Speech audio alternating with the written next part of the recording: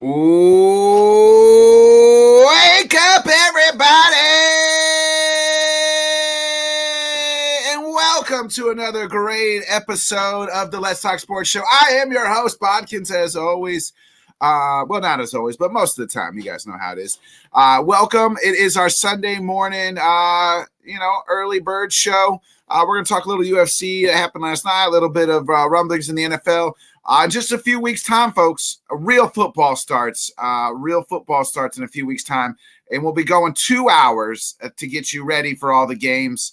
Breaking down all the games. We'll have several guests in just a few weeks' time. We got to get through Labor Day weekend, and then boom, baby, boom, we are ready and back in action for football. Full-fledged, real football, folks. I'm tired of all these folks on Twitter trying to tell me that real football is playing. No, it's not. I don't care. Packers and Pats played last night. And speaking of that, I didn't really watch much of the game. I do know they stopped the game and to help me understand what happened because I was watching UFC. Right hand from Sugarland and new Sean O'Malley. Bring in Mr. Hall of Famer Scott Cole, baby. Us Patriots, we're number one, baby. We're going all the way. Scott, what happened? Player got hurt, right, and lost. It had to be carted off. It was just like a Damar Hamlin situation. No, it wasn't. It wasn't that bad. It was Isaiah Bolden, I believe, is his name, and he went down on the ground, lost all feeling. His feeling has come back, but the referees and the NFL decided to cancel the game right there because the situation was just not really bad, but really serious. So they decided to just call the game. I think it was like 10 minutes left in the game. So there was a lot of time left. And the Packers were down. The last time I remember, the Packers were down at like the 20-yard line of the Patriots. So it must have happened just after that because I got the notification last night about 40 minutes after. So yeah, I get a notification says game's over. And then I see on kind of scrolling through the Twitter or X, whatever the hell it's called these days, it said that both teams agreed that we're no longer going to continue playing. Yeah. I didn't know what happened. Then I was kind of reading Ian Rappaport's things, and it said that the player had gotten hurt. Do you think, and we'll bring in the other guys and ask the same question, is this, you think, since the Damar Hamlin situation and how the NFL worked that, is this something that we're going to see going forward? If somebody has to be like ambulance off the field, that they're just not going to, they're going to stop play and forfeit games or, because I get it was preseason game. And I tell people that's why I don't care about preseason. I just want everybody to come away healthy. So what's your thoughts there? I don't think during the regular season you're going to see something like that. I think that's an extreme case, especially if it was what happened last night. I do think that the league is going to now take their extra time and they're going to give the teams a little bit of a break after it happens, maybe like a 1 or 2 minute, go to a commercial, come back and resume the game or something like that. So the league is well aware of the demand, what happened in the surroundings of that. So if something like that happens, like Hamlin, yeah, they'll probably cancel the game almost right away. But if something happens where a guy, lands on his head and his head compresses or something like that, I think the league will take their time, obviously. And I think what they'll do is they'll just swing it to a commercial and allow the teams to kind of refocus and re-go again. So, but it's a scary situation. When a guy like that lands on his head or whatever, it's very scary.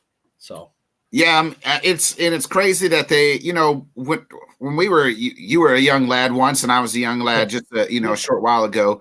But it's like guys that would happen.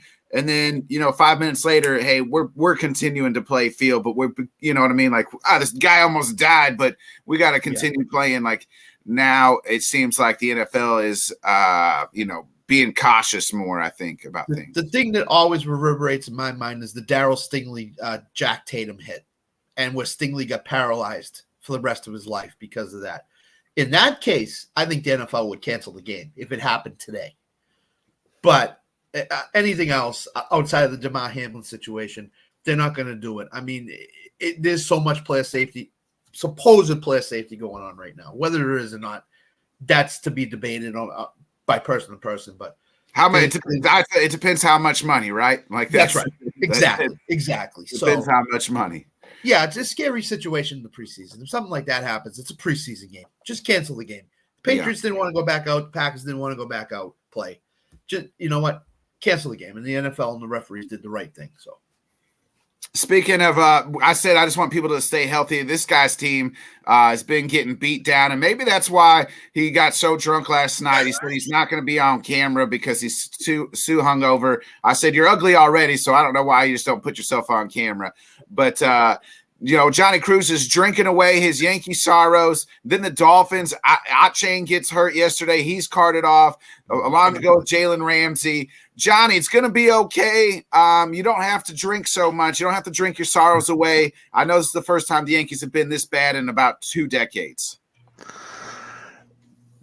Technically, it's almost 3 decades. It was like 90-something, 91 or 92 or something like that. The last time they had a losing record. But no, I would have started like 3 weeks ago if I was drinking because of the Yankees. I got together with the You're fellas. mixing the Dolphins and the Yankees together now. You know what I mean? Well, so the Dolphins thing, I feel like it seems like every game, bro, every or practice, like 2-3 guys are going down, and they're saying that they haven't run, well, that I've heard, tests or whatever, HA his shoulder. I mean, homeboy like scooped him up and kind of slammed him down on his shoulder. So that's, hopefully that's not a lingering thing. Hopefully that's something he can get over quickly. But when you talk about a shoulder on a running back, that's a hard thing right there. But Cam Smith, our other rookie, is also dealing with a shoulder thing. Robert Jones, our left guard, went down. It seems like every week, man, there's a couple guys getting hurt. For the most part, besides Jalen Ramsey, who's going to miss months, they're saying everybody should be good to go for week 1 for the most part. I don't know. Like, we don't know how serious the A-chain thing is, but definitely don't drink too much when you got to get up at 7-something, 8 o'clock in the morning the next morning. I don't even remember what time I went to. Like, I guess I passed out at some point. I don't even remember. If you stayed up to the main event last night, Johnny, and watched the right hand from Sugarland, it was 12:30 my time, so it had been 1:30 your time. Right. It's crazy that I don't remember a lot, but I remember the fight stuff. And I remember that right hand was a beautiful right hand, bro. That was just 2 things, one about the fight and one about next week's preseason games. The fight, the Boston crowd was totally into O'Malley last night. They were extremely they loved O'Malley. They even ESPN said he's starting to look like a Conor McGregor, younger Conor McGregor. They've been boosting this kid for a long time, and we'll talk a little bit more about that here in just a minute with the fights. Boston crowd last night, Scott, showed up. Your people showed up for Sean O'Malley, he and Gary, the Irish community, right? I don't even know if O'Malley is Irish. He just got the last name O'Malley. People automatically assume maybe he's probably Irish. But listen, we love good fights in Boston. So if there's a good fight, whether it's at the Garden and UFC or not, we're all there. And number two, preseason next week, I'm not watching a single second of it. It's going to be such a waste of time next week. Join the club, Scott. I haven't watched 1 second of preseason football all year. Backup positions it will be, but for anything else, you won't see a starter in the NFL playing next week. Yeah, I haven't watched a single snap. A guy who's watching snaps of the Chiefs is our another than producer, Tanner. Tanner, what's up, big guy? Nick, I got to get off my chest. I'm sick of something, dude. Oh, shit. Do you want us to leave, Tanner, so that you and Nick can sick of it? I'm telling you, I'm just done. Close the doors, folks. Close the doors. I listened Friday morning, TGI Sports, right? Keith Ingle. He was going off about the Yankees and the Mets and everything else like that. And then Johnny this morning's like, yeah, it's been, we're having a losing season since 1992. I don't give a crap what your losing seasons are. I know you haven't won a World Series in a little bit. Let's go over it again. The Royals got a Tanner. The Royals have a more recent World Series win than the Yankees. A most recent World Series. Those were our only 2 playoff games since 1885 or 1985. And we had losing seasons from 1990 to 2014. Tell me, at least being competitive is fun. A little bit. It is fun. Look at the Cubs. Yeah. I read this morning. Aaron Boone had a closed-door meeting Friday and said to the players, it's going to be all right. We're going to make the playoffs. You're friggin' 9 games out of the last wild card spot. What are you smoking? Wait. When did he say that? Before Friday night's game. This past Friday. Yeah. Not like in June or no July. Like just now, meeting, Johnny, bro. And said to the players, it's going to be all right. We're going to make the playoffs. I'm not worried about it. You're 9 games out of the last wild card spot. You better worry about it because MLB is a sport of streaks. All you got to do is get hot for 3 weeks, and you can put yourself right back into contention. Now, you can't with the Royals because they're so far back. But if you're less than 10 games back, you go on a streak. Look at the Cubbies; they put themselves back into contention. Yeah, we are. That's true. I always tell people though, and I maybe it's old adage, and now it's new. But once you're 10 games out, it's a wrap. That's where my limit is. Yeah, if you're 10 plus. I mean, but if you're in 9, all it takes is a couple good weeks and a couple good series, and you're cruising through. You guys I appreciate you throwing my name in that when you talk about them possibly cruising through, bro. That's some bullshit. And Aaron Boone is smoking some really really good shit. And this is one of the things that Pete. I'm not, bro. I'm not stressing. I'm not stressing that, bro. Like I said, I experienced losing seasons throughout my whole childhood with the Yankees. They sucked when I was a kid, so I'm not stressing that at all. But that's the one of the things about Aaron Boone is that he tries to be positive about every bro, like how can you have any credibility with your players if you literally told them, yo, we good, man, we good. It's similar to like the time when he said, oh well, but 18 strikeouts aside, I thought these guys put together some really good at bats. Like, bro, what the fuck you talking about, bro?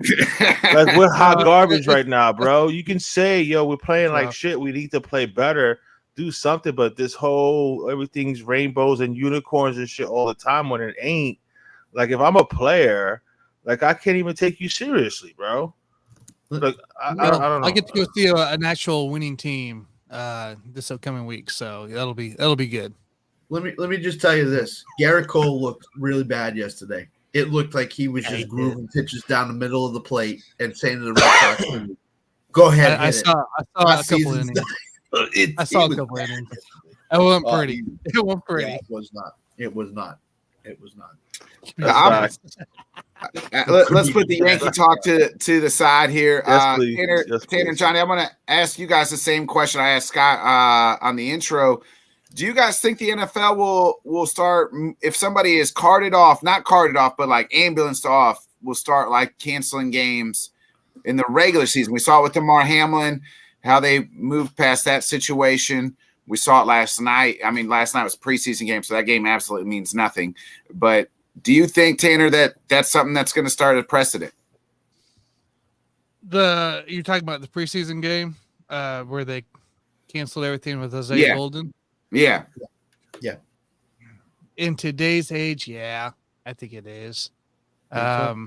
Just with the softness around everything else that we do, something else like that. If somebody gets carted off with that kind of injury where they don't move and you're like kind of risk like that, I think so. Like if there was any kind of movement beforehand, I think it would have been different.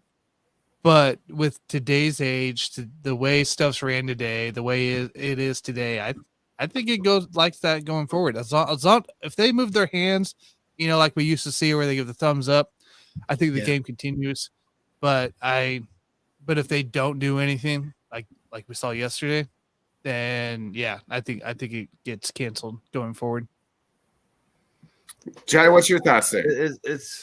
It's just hard to say. I mean, I agree with Tanner. I think it's more because of the time that we're in right now, and as far as the NFL is concerned, and forgive me for saying, like they don't give a shit, bro.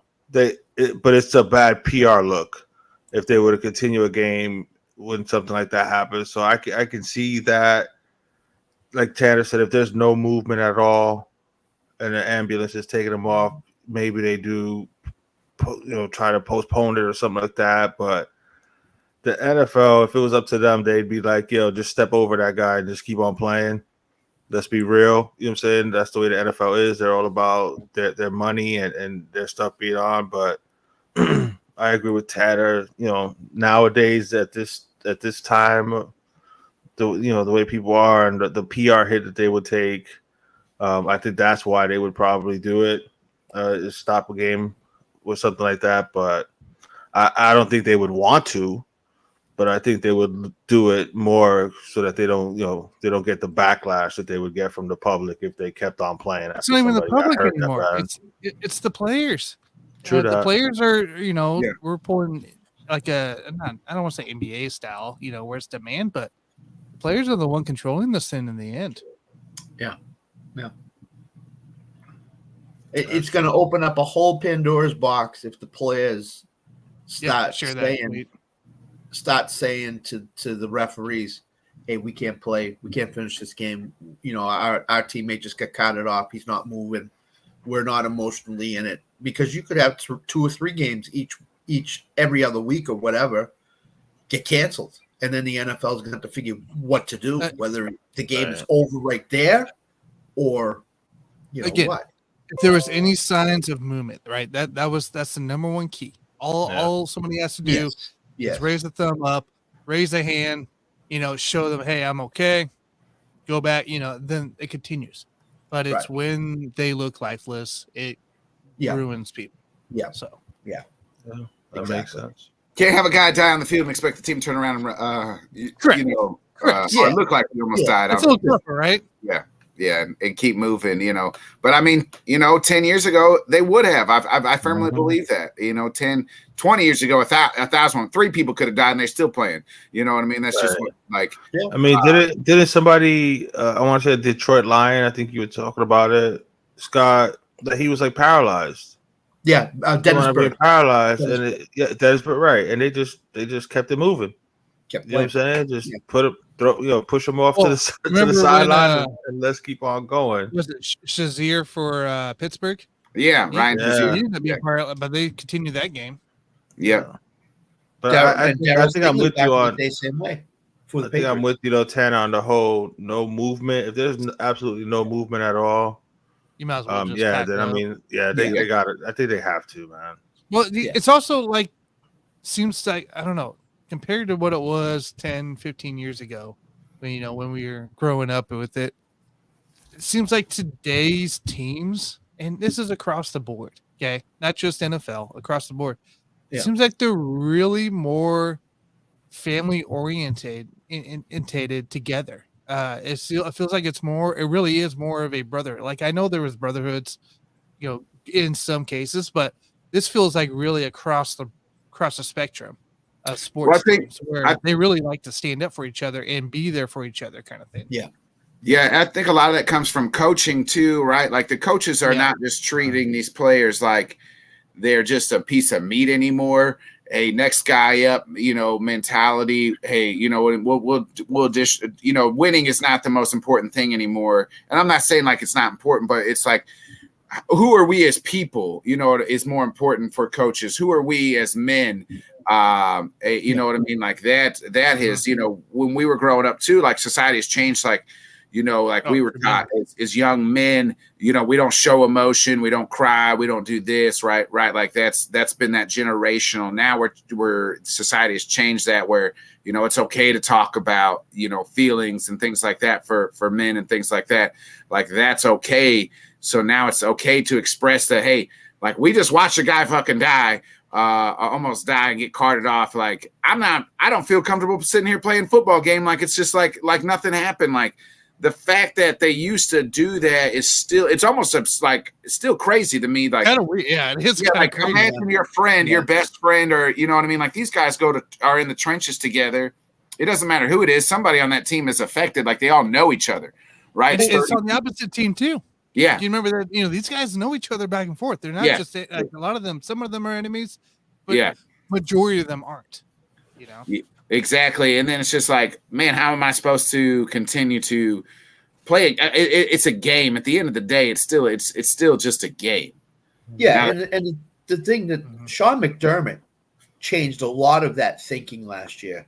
How he reacted to that situation, he went above and beyond what anybody thought he would do. He gets criticized, but I'm a fan of that guy because of what he did and how he stood up for his players and for everybody else in that situation. He was calm as anything in that situation, and that's what you need. And I think that changed a lot of coaches' minds to say, "Hey, look, it's just a game. It's about the players. We need to start treating the players the right way. It's not." Okay, cut him off the field. We'll just bring on the second safety or whatever. No, we can't play anymore. We have to go tend to our brother, teammate, friend, whatever it may be, and we got to get their family to the situation and take care of it. So we can't play anymore. The coaches will forfeit games if something like that happens if they need to. So. Yeah, I agree. Let's go. We'll talk a little UFC 292 last night in Scott's hometown of Boston. Man, it was incredible. Actually, boys, so I sent you guys. I said I changed my main event pick in the group text. And if you follow me on Twitter, I circled all the ones I got right. And guess what? On the main card, I killed everyone. I think even on the prelims, I got everyone right besides the Chris Weidman. I thought he could maybe just come back off a comeback victory. But his career seems to now be over. But, Johnny, I know you were drunk last night, but what was your initial thoughts of the fights when you were watching them? Well, I mean, they were definitely entertaining. There were some good, hard-fought fights, some good battles. That Ian Gary dude was like, he was embarrassing homeboy. Like that was pure domination from jump. I mean, he had homeboy like his front leg, his left leg was all jacked up. Like every time he got kicked, yeah, bro. Every time he got kicked, especially towards the end of that fight, like the expression on his face. Like if he could have, without looking too soft, just be like, "Yo, I quit," he would have just quit, bro. Like he was probably hoping to just get put out. So that was told the women. Zhang, hey Johnny, why did Ian flip Neil off while he was leaving the ring? Oh yeah, I was gonna ask bad blood. So yeah, there's been some bad blood. So this is what happened. It's weird because Ian Gary is kind of being respectful he's kind of brassful. He's kind of got that Conor. He went to the school of Conor McGregor, right? Of like cutting promos and things like that. Yeah, I guess he is Ireland, huh? Right. So I call him Ian, Connor 2.0 because just the way he talks and acts a little bit, not quite as boastful as, but anyway, Neil said because he's so much younger than Neil's so much older than Ian. He said, I'm going to beat him like my kids. And Ian kind of took offense to that. In the presser said he should never lay your hand on a child and things like that. So then they started chirping at each other in the cage. And so Ian was letting them have it. I mean, Johnny, you nailed it. Like both that fight in the co-main event, the Weili and Limoges fight. This one, yeah. From bell to bell, like they owned it that fight went 25 minutes. And Weili owned every minute of that fight. Ian Gary's fight went 15 minutes, and they couldn't quite get the finish. But man, it was just absolute domination. Like I'm not a big decision guy, but when you just know, it's just like, man, they were just getting their ass whooped from bell to bell in both those fights. Just how look often at the do you get Weili strikes that big of a difference? It was like 231 to 21. Yeah. Limoges had nothing for Weili. There wasn't one thing she could do. Every time she tried to do something, she found her ass laid down, getting beat up. I mean, she was one tough lady. She took it. She took it. I mean, and took it, and she could took. Hey, there's one thing you come away from that fight is, hey, Limoges can take a beating and still keep walking, but she's definitely tough, bro. Look at that picture of Weili. She looks like she's a fighter from that picture. Oh yeah, she's got so much power in that body. It looks like that. It's crazy. She hurt her a few times, and Lemos just ate him, and just on the ground just ate it. Man, it was Wei Lee. I told you guys, I think she's the best female fighter in the UFC, and she's probably one of the top 10 fighters in the UFC, regardless of sex. Yeah, that was pretty dominant on her, and then the last round she caught her with a nice right and dropped her too. So not only did she dominate her on the mat, because she was relentless, bro. Like, and props to Lemos for lasting and for battling the whole time. That's unbelievable. Because that was just insane. Like, it was because she was getting tagged while she was down there too, man. So it was like she was getting beat up. Homegirl was just smothering her, not giving her any kind of a chance. And then, like I said, in the last round where it looked like they were just gonna stand toe to toe, I was like, oh shit, like she may have a chip. And then boom, she got dropped, and it was like, oh yeah, that was the one I saw when Yeah. I was doing my show. I was on Twitter and I was trying to get some of the highlights as I was waiting on the people to join the draft, and I saw that right hook by Shay, and like Lemos just drops, and I'm like, holy crap! But like she doesn't, knock out, like she doesn't get knocked out herself. She just drops. And I'm like, how the hell is she still going after all that? And that's right. To Lemos's credit, she had in the first round she had Wei Lee. It didn't look like it was, but had a choke on her. Just couldn't quite get her legs around her to secure it. But she had a few times. But what I was thinking these fights, like when a fight like that, I'm like, what's going through Lemos's head? Like in her, her corner's like, you got to do, they're trying to give her pointers and this and that, but they all got to be thinking like, we have no fucking answer. Like Lemos is just like, I gotta hope that I just catch her some way, somehow. Right. But right now, like especially like in the 5th round, and you're just you've been beaten up and just exhausted for 20 minutes, and you're just like, here's these last 5 minutes, and you're just like, I don't even know like what's going through their head. Like I don't know what to do. It's like that Big Brother situation where you're just like, my big brother's just kicking my ass over and over again. Like I don't know what to do. Like and they just got to keep going because, like, you can't just like sit there and tap out, like, you know what I mean, and just quit. If I'm Lemos, I'm turning to my corner and saying, "Shut the hell up! There's no chance I can beat this woman.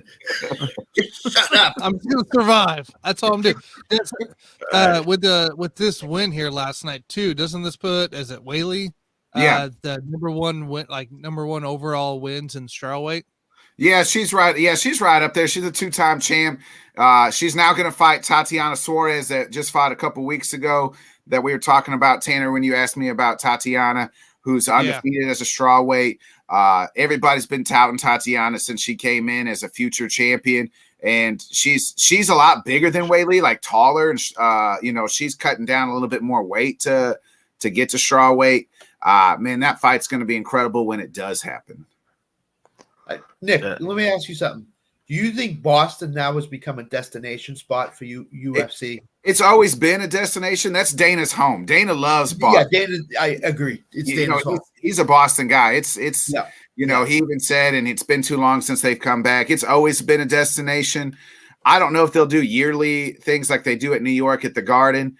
But it's been, a lot of it's because of COVID happened and they didn't travel for a year and a half. For part of it, but I mean, this card was set up for Boston. Like you had Ian Gary. We talked about the Irish, and then O'Malley. They were all behind those guys. I mean, no doubt. As soon as the TV Aljo walks out, the first thing you hear is "fuck you, Aljo" on the broadcast. So. Good job, Boston. I told you before the show, Boston loves a good fight, whether it's UFC or not UFC. We don't care. And they love Irish guys, the high. Yeah, O'Malley was probably the one that they cheered for the most. He got the loudest ovations last night that at least I could hear. I was telling. I did have a question about the Bautista Blackshear, like that. Good to go. That could have gone to Blackshear. You know what I'm saying? It was a close. That was a lot tighter than one of the judges had it 30-27. I was surprised. Right? So that could have gone either way. So that was just like I still can't believe again the judge scored it that way. Your boy what is it? Is it Cheeto Vera? Yeah, Cheeto. He's he's fun to watch, man. He's definitely so smart. he's easy to root for, man. Yeah. I told you he's one of the top 5 coolest dudes in the world. And does he get a tight? Does he go against the Sean O'Malley kid now? Maybe that's it. So yeah, Sean wins, right? Sean knocks out Aljo. And so I was telling Johnny before we went on air, I said the UFC wanted Sean O'Malley to win that fight. Like, he's such a superstar. The younger generation, especially young 20-year-old kids, love Sean O'Malley. I think he's I like the kid. I think he's very talented. He's unorthodox as far as like his style and the way he moves. He could promote himself.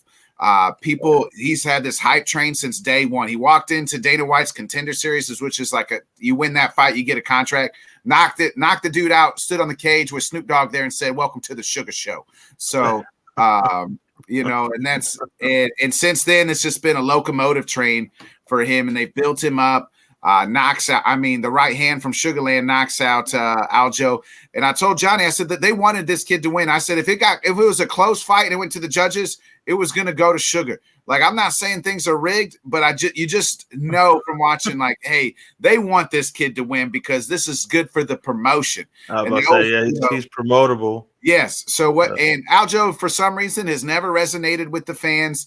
He's kind of cringy on the microphone, says wild things. And there was a reason I changed my pick. It was because of the presser I was watching. Aljo's just doing too much that he normally doesn't do. So that means it's hard to tell me he's just, acting like kind of just more boisterous and things like that. He's kind of trying to do this heel turn where Sugar was just, I'd never seen him more collective, just quiet and just, peaceful on the microphone. He wasn't letting his emotions get the best of him. Even how he handled it last night after winning, I figured he was just going to cut a good promo and just, talk a lot of shit, but he handled it gracefully. So maybe, as he ages, he's going to be a little bit more graceful, but the kid can still, he's very marketable. I thought if Aljo ever got in any sort of trouble, Johnny, you said you felt like it should have went a few more seconds to see if Aljo could get back up. But I kind of had a feeling if O'Malley could just put it on him a little bit and Aljo got in trouble, that the fight would stop, or kind of maybe not real super early, but just a little early. And that's kind of what happened in that second round. Is O'Malley the best fighter in UFC pound for pound, do you think? No. Pretty close. No. Is he a top 5? Would you say? No. He's probably in the 6th range. Top 5. So the top 4, you got John Jones, pound for pound, Volkanovski, Izzy, and Islam, the top 4. After that, I guess if you wanted to slide Sean somewhere in there, 5 through 10, probably so. But, pound for pound wise. Tanner, were you trying to look up the knockout? Is that what you're trying to do? No, I was hoping I could find it. I was trying to find it, but I couldn't. All I know is Boston loves O'Malley like crazy. If you go to Ariel Helwani on Twitter, scroll down and he posted it because UFC posted it, I think. On the knockout. The right hand from Sugarland. But we'll see what happens. Cheeto wins. So Cheeto beat O'Malley a couple years ago. And really, like, O'Malley got hurt in that fight, so he always says he's still undefeated. Even though on his record it says he's got a loss to Cheeto. But the thing of it is Cheeto's 6.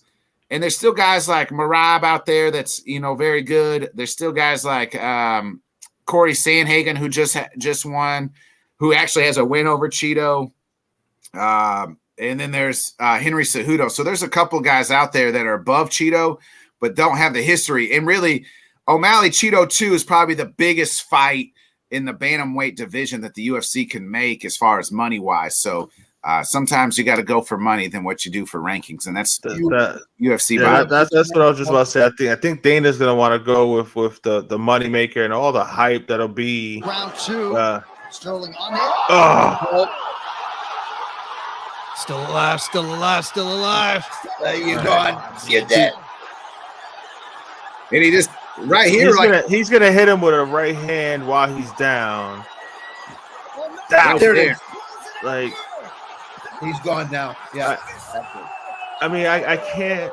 like I said, he was a champ, that so that's the crowd. only reason why I thought maybe he gets another second or two.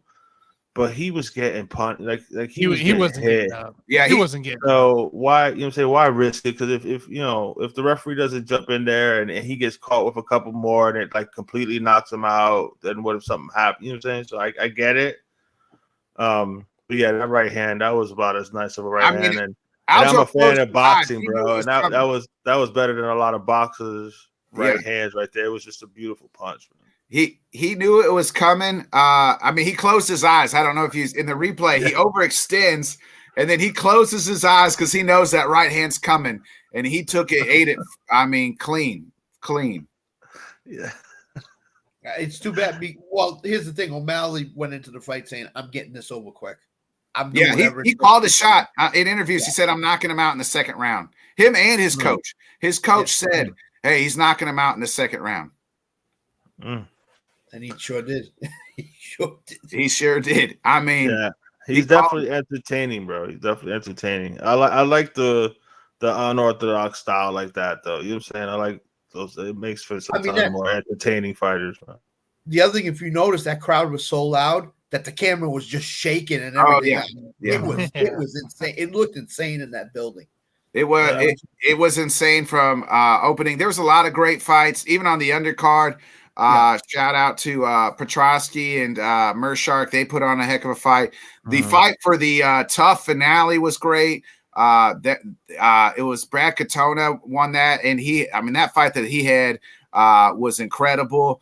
Man, there was just top to bottom. There's some really good fights. The Cheeto fight was close, but he kind of put it on. He's a fun guy to watch. Real slow starter, but ended up winning. Man, I was glad O'Malley won because I was getting real tired. And this other fight, so the Ian Gary, Neil Magny fight, where it was just like you already knew who won going into the third round as long as something crazy didn't happen. Just getting their ass beat from bell to bell, which is it's tough to watch those. And you're just like, man, just finish it so we can get on with the next one because clearly you're just dominating. The same with Lee. So. Yeah, and the other thing it looked like is when Tanner put up the first screen, nobody was buying into O'Malley last night betting wise. He was still plus 205. Yeah, nobody was except for you, Nick. But nobody was buying into him at plus 205. That's an insane value if you picked O'Malley. So, well, everybody was just worried that Aljo was just going to ragdoll him, just could wrestle. Aljo's a wrestler and was just going to take him down. And the one attempt he did, Sean did an excellent job of, his ground defense, and then just was able to, withstand that. And then after that, in the second round, he caught him. I mean, and away it goes. Speaking of being caught, that kind of wraps up the UFC 292 talk. Johnny, let's go ahead and get into the cruising top 5. I thought we were going to go in depth in the depth charts in the preseason. This is are we talking about like? Yeah, y'all do that on Fantasy After the Dark, or Start with the Arizona Cardinals, everybody. All right. Yeah. My cruising top 5 is a little. Johnny, get into the cruising top 5. Hurry. Obviously, we have our draft today.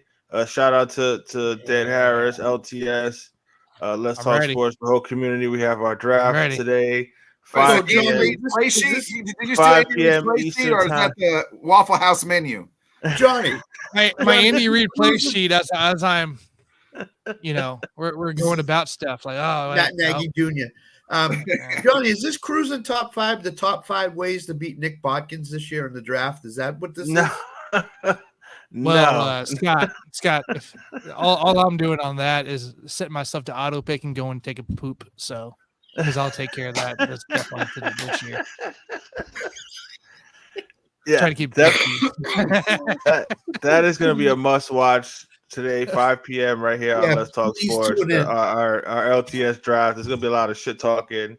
So it just had me thinking about drafts overall. Now I almost went with an all-time top 5 draft that I would put together as far as fantasy, but that was too complicating for me this morning under my condition. So I went with these are my favorite quarterbacks that were drafted number 1 overall. Now, these are not the best quarterbacks ever, but these are my favorite quarterbacks that were drafted number 1 overall. And you can argue with yourself, bro. With 5, I'm gonna give it to your boy just slightly. Like I was battling back and forth, but I'm gonna go with Joe Burrow at number 5. And I see a lot of potential. There really haven't been that many number 1 overall picks at quarterback that actually panned out and did well. This kid's already been to a Super Bowl, been to a couple AFC title games. He made it over somebody that Allen would be fond of, but he has so much more help. And I'm talking about Troy Aikman. Like I was going back and forth with them too at number 5. But I got Joe Burrow because I just think, again, this is my list, so whatever. At number 4, I'm going with Andrew Luck. It was a crying ass shame what the Colts did to that poor kid, because if they would have been able to defend him in the offensive line, protect him a little better, he would probably still be playing, to be quite honest. And Indy might not have been as terrible as they are right now. At number 3, I got Mike Vick. Mike Vick is just beyond entertaining and just fun to watch. I still remember, if you get an opportunity to YouTube the college championship game against FSU. Yeah. Oh my God, he had these guys looking like little kids, bro, like just all over the place. So Mike Vick is number 3, and he's eventually going to get into the Hall of Fame just off of crazy shit like that. But no, he's not. Yeah, you don't think he'll make a Hall of Fame? No chance, dude. No chance. No chance. He didn't play long enough. He had when he came back, he wasn't the same. It's no chance. Zero chance. I guess. All right. Well, number 2, I got Peyton at number 2. There was a lot of. I was gonna go back. I almost put him at number 1, but I know who you got at number 1, and that's of course. Well, I mean, he came out in a draft that was with a bunch of loaded people. But anyway, Peyton Manning is my number 2. Tanner's throwing me off now because he already knows who the number 1 is. But yeah, Peyton I got at number 2. John Elway I got at number 1. You got to remember, bro. John Elway went to 4 Super Bowls. He also cried at hot garbage, bro. By himself. You're just mad because he dominated your team forever. The crowd was too loud because John Elway couldn't talk. The crowd was too loud. See, now you sound like Buffalo Bills fans that were saying it was too hot in Miami last year, and that's the only reason why they lost. So don't do that, Tanner. But John Elway. I'm just saying. John Elway's my number 1. That's my John Elway moment. All-time favorite. Quarterback drafted number 1. There were a few others, like Matthew Stafford could have made my list. I like Matthew Stafford. He finally got his ring. I'm glad he got a ring. Yeah. The disrespect, Johnny. The disrespect, you guys. Where the hell was Troy on all this? Come on. well, when I do my top 5, number 1 overall busts, I'm pretty sure he'll have a solidified spot on that. But no, these are my favorite quarterbacks to watch. And like I said, I was going back and forth with Troy Aikman. Alan, I know you're probably like, what the hell, Troy Aikman? But you say he had a stacked team around him. I don't know how you put Troy Aikman above. How you don't put I get Mike Vick was entertaining, but as far as on the field, Troy Aikman's above him. He's right. I get it. Again, Troy Aikman's above Andrew Luck. Right. This was me enjoying watching them play.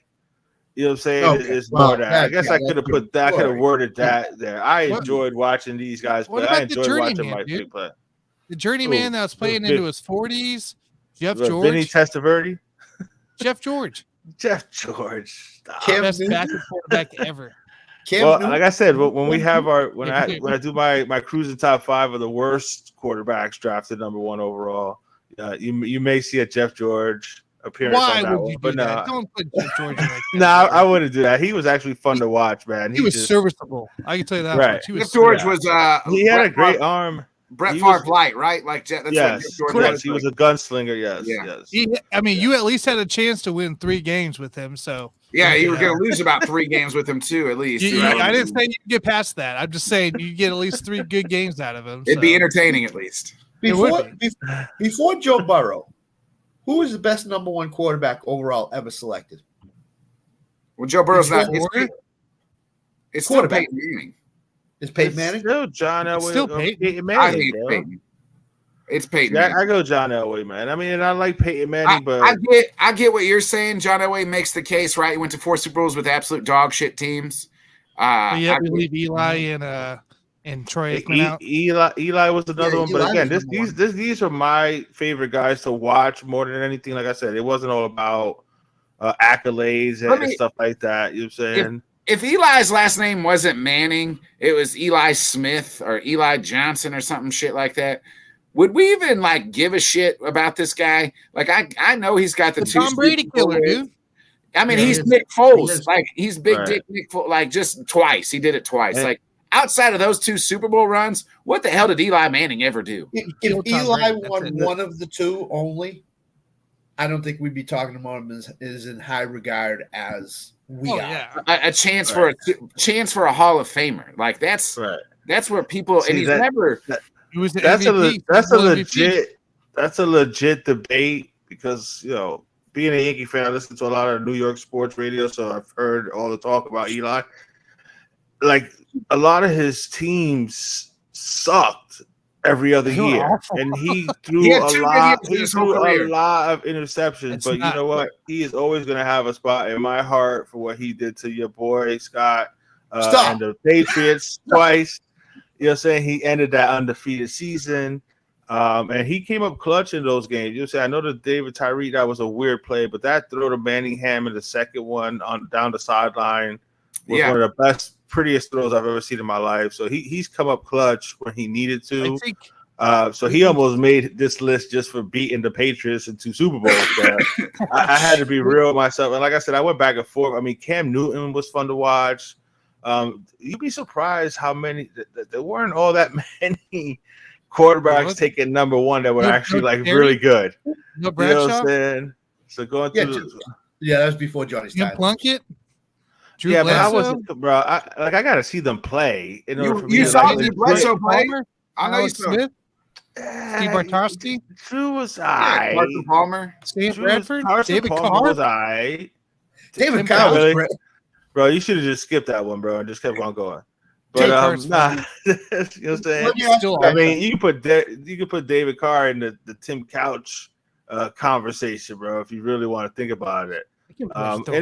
Terry Bradshaw, but I didn't see him play. You know what I'm saying? Like I don't like putting guys that I don't see play because it doesn't feel legit. Like for people to say, "Oh, Will Chamberlain's the greatest," he probably was, but how the hell I never saw him. You know what I'm saying? Like I know he's got every record possible. So I try to keep these lists as again, it's my list of people that I've seen play and stuff like that. So I'm not going to go that far back to where it's I could have put Otto Graham and I know if you want to go that way. What about guys such as Jim Plunkett, and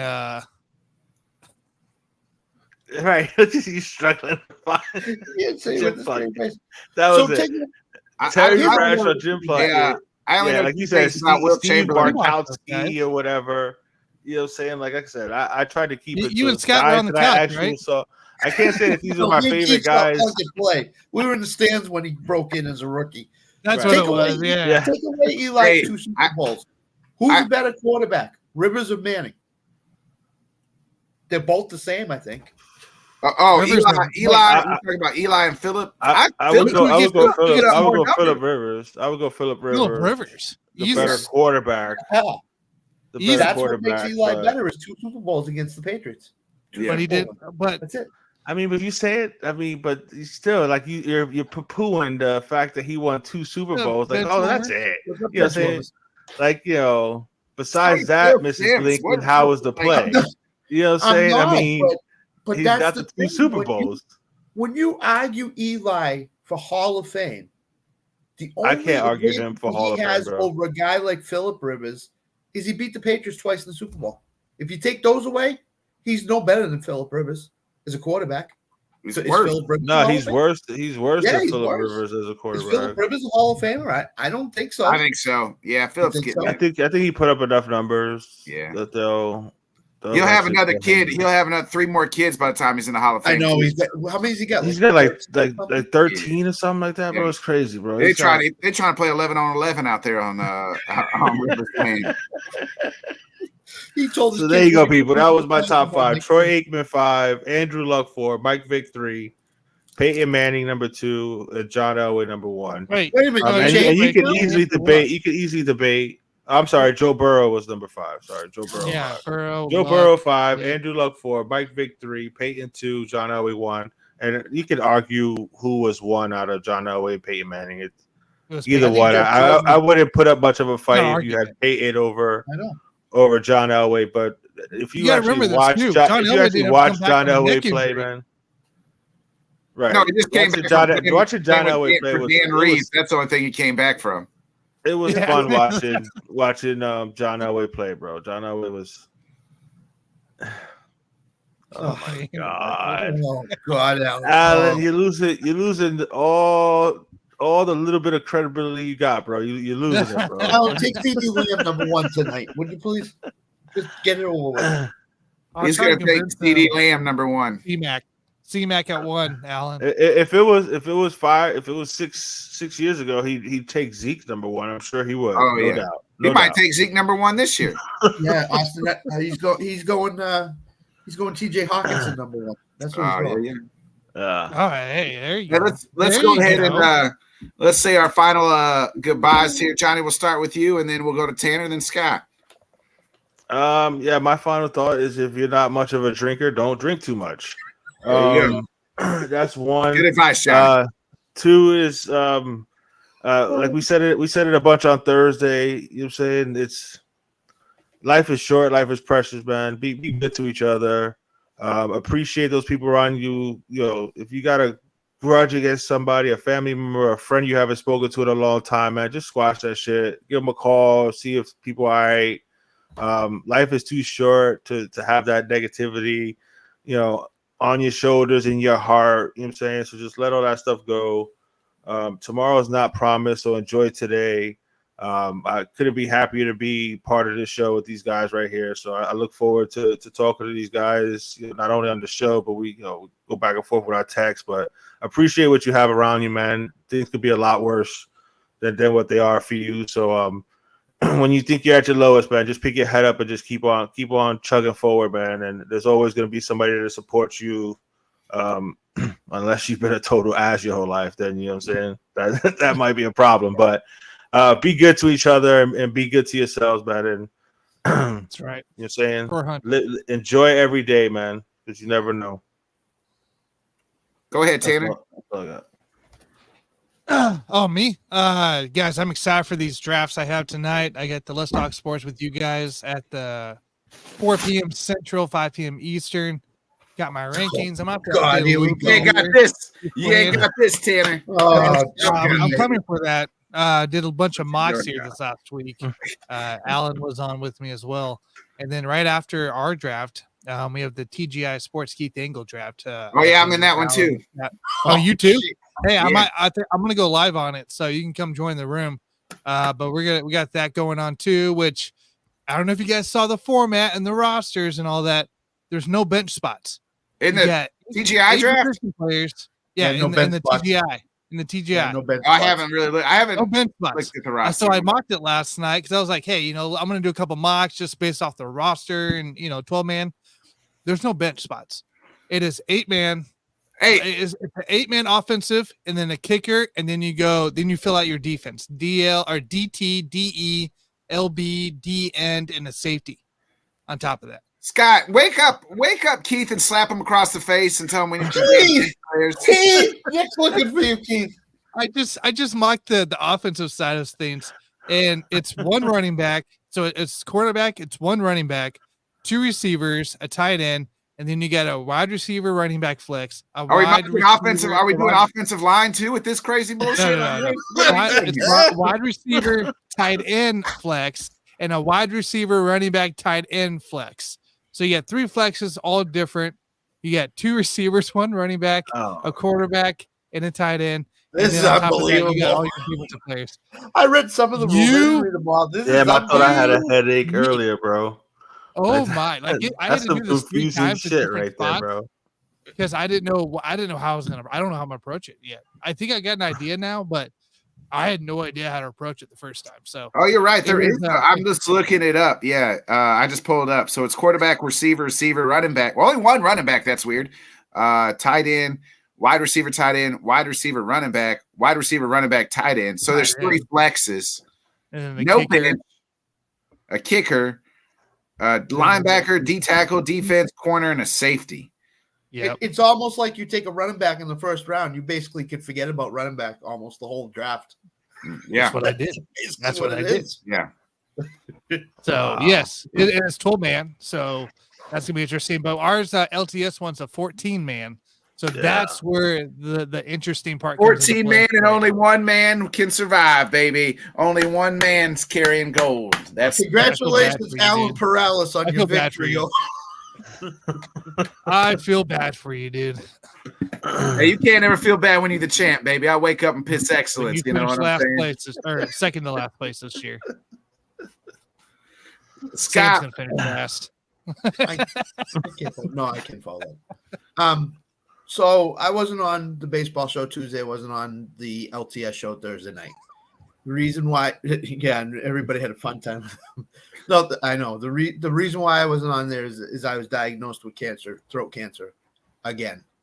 Dan Harris reached out to me. I messaged him. I talked to him for a little bit, just to kind of talk to him because he's the man you want to talk to if you go through this.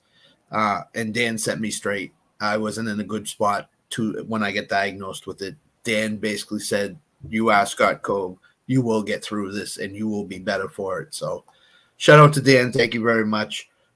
Shout out to you guys who reached out to me via the group chat. This is a family on the show. Not only are we talk off camera, we talk on group chat all day. We talk on all that. So these are my brothers, my extended family. I appreciate all of you. And I will get through this. And Dan, thank you very much. Dan, thank you very much for all the F-bombs that you put out there and the capital letters and everything else. I'm very appreciative. I'm very appreciative to you guys too, and Sam as well. So thank you, everybody. And I will get through this. And I will be on as much as I can. So we'll be keeping the seat warm for you, Scott. As always, you know that there's always a spot here for you. And anytime you need to hop on or want to hop on, we'll be here. We wish you the best of luck, and we're all fighting for you. You know that. I know. Thank you, guys. I appreciate it. And we love you, Scott. But it's on to the draft night tonight. So we love you, Scott. My final thought here is, I'm gonna change the. Scott got you made us all sad about cried. If my tear ducts worked, and fuck Lowe's. That's all I got to say. Let me tell you about Lowe's real quick yesterday. So y'all know I've been working on this goddamn deck of mine for like 2 fucking months. I finally stayed in it yesterday. We run out of stain, 5-gallon bucket, this lower deck. I was like, whatever I do, I want to get the lower deck done before I work on the top deck here in 5 minutes after the show. We got a quarter left, run out of gallon. I go to Lowe's. I'm like, hey, I need the same fucking stain I got earlier. They're like, well, do you know what it was? No, of course I fucking don't. I'm like, I took a picture of the title thing. They're like, we can't read it. They're like, go get your stick and then bring it in. We can match it. Okay, so I go get my paint stick. I drive back to fucking Lowe's. I'm like, hey, match this color so I can get it. They're like, oh, okay, we think it's this color. I go home. They give me the paint. I go home. Fucking, it's dark fucking blue. I'm like, the shit that I got looks almost fucking white. I'm like, this is not the same fucking shit. So after the show today, I got to go fucking take the 5-gallon bucket back to get the new fucking 5-gallon bucket so I can spend fucking 10 minutes fucking doing the bottom deck that needs fucking just a 10-minute fucking 5-foot fucking stain and work on my fucking top deck. I could have been already started as soon as the show over, but instead I got to go to fucking Lowe's because the lady's an idiot. So, fuck you, Lowe's. Nick, one question. Are you taking the belt with you to Lowe's? Hey, I might be wearing this all day, baby. Hey, if I take the belt, they'll treat me with a little bit of respect and give me what I need. I'm like, maybe you should take it with you. Yeah, when you first said it, I thought you said fuck Lowe's. Oh. And I was like, oh damn, what did the Just Fans guys say about you right now? I was like, damn. No, fuck Lowe's. No, I get it. Yes, Lowe's. Lowe's yes. home improvement, motherfuckers. Yeah. All right. Anyway, that's the show, folks. Be a friend, tell a friend, like, subscribe, share. We'll be back. We'll be back for the NFL for our NFL fantasy draft, 8 o'clock Central, 5 Eastern, right here. Please check it out. The champ, everybody's gunning for me. You know that, but I ain't scared, baby. The champ will rise. They will, as in Roman Reigns says, acknowledge me. Speaking of off the rails tonight, this will be off the rails for sure. Yeah, this is gonna be crazy. This will be. You better watch out for the right hand from Sugar coming for you, Nick. The champ will be there. They will acknowledge the champ. I'm excited. I can't wait. I know I'm getting everybody's best shot, but that's what I want, baby. That's what the champ does. When you're the champ, you can do whatever the hell you want and say whatever the hell you want, baby. And I'm ready for everybody. You too. So just bring it, baby. Just bring it. Be a friend, tell a friend. We'll see you at 8 o'clock Central, 5 Eastern for our fantasy draft. Tanner, hit that outro. Let's get out of here. Let's have a day, folks. Wait, what'd you say? Stay hydrated, people. 5 p.m. Eastern, 4 p.m. Central. That's what I said. Yeah, I thought you said 8 came o'clock. out. I heard 8 o'clock, too. Oh, well, Anyways, we'll be back tomorrow night. We'll be back tomorrow night, 8 p.m. Central, with Jonathan Jim. So there's that. Yep. Hit the outro, Tanner. Life better pop off. What do you like? Make a dream job. No 9-5, no mean boss. Just my life and free thoughts. Could try to play, but you're never gonna beat me. Look the other way, what I'm doing ain't easy. Bloody hands sing from the people who deceive me. Muddy hands break through the chains, go free me. People like sheep move feet, hurt it easy. You don't wanna be fast asleep, only scheming. Better stand tall, ready for a fight, believe me. When they try to change, you can say no.